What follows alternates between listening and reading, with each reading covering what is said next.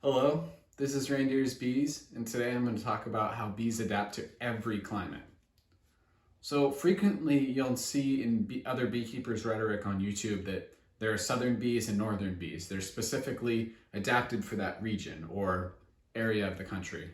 But I find this not to be as true as they make it seem. Beekeeping is highly regional. Yes, your management will be different, but I don't really think your bees necessarily need to be different as well. To explain this, I don't think there's some magic chromosomal gene that you need in the north to make it through winter. There are certain traits that are good to have to making it through these cold, long winters. But there's no magic chromosome, you know? It takes, I could take Bruce's bees. He has a YouTube channel. He lives in Dothan, Alabama, almost in Florida. I could take his bees, bring them up here, start a colony during my summer, and as long as I fed them, treated them for mites, and made sure they had a lot of bees, they just do just fine over my winter. So while some breeds may be somewhat adapted to certain areas to make and will do better in said areas, I don't really think this is really that important. We in the US, our industry, beekeeping industry, is made off of making packages in California, Georgia, those are the two main places, and selling them everywhere, all across the US. And while many of those bee colonies do die, it's got nothing to do with the bees' genetics. It's got everything to do with the beekeeper and what they're doing with the bees. And since they're new, they're just less experienced, and they have less of an idea of what to do. So I think that there are certain traits that really do help your bees make it through long winters. Let's say if you see this one hive and you fed them the same as all the others, they were the same weight in the fall, big colony, booming in the spring, but they have 4, 5 frames, 6 frames of honey left in the spring. You know that hive, they don't eat food as fast as the other colonies, but they're still able to build up really well. So you've learned that that is the right place to, or right hive to potentially propagate, because if you want to save money on feeding, you won't have to feed as much in the fall or during the summer because that hive just eats way less food. It's that simple. So that is a trait that helps your bees get through winter.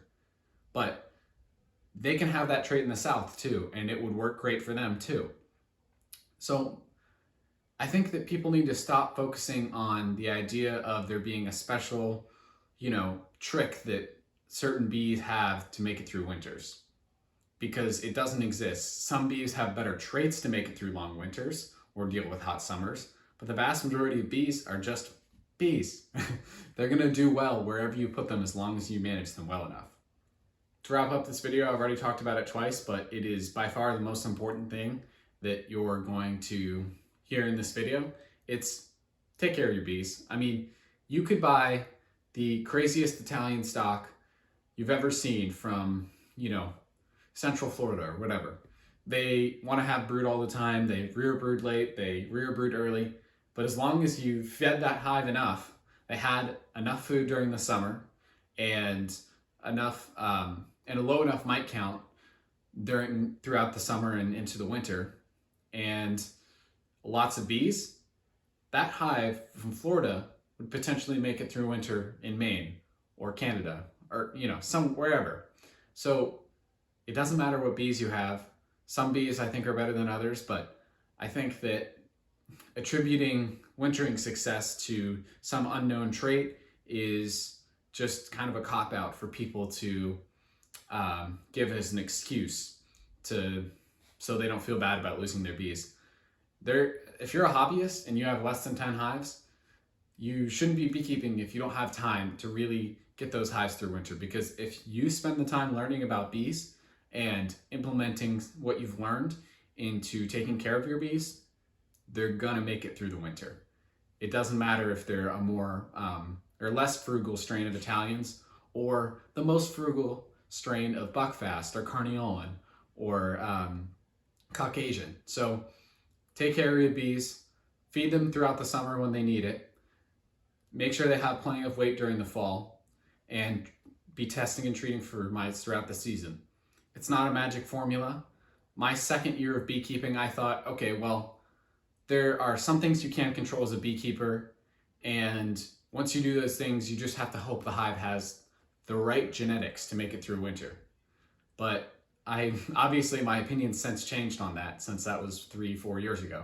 So focus on breeding for traits and not some magic bee that makes it through winter, because some bees will make it through winter more because of certain traits, but it's not something unknown.